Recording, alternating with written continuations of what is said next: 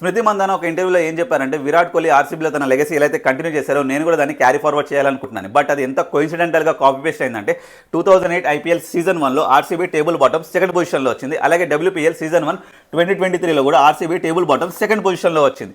And second సీజన్లో RCB first 2 matches గెలిచి finals గెలిపోయింది with DC. అలాగే ఇప్పుడు కూడా సీజన్ సెకండ్లో ఆర్సీబీ ఫస్ట్ 2 మ్యాచెస్ గెలిచి డైరెక్ట్ ఫైనల్స్ గెలిపోయింది విత్ DC.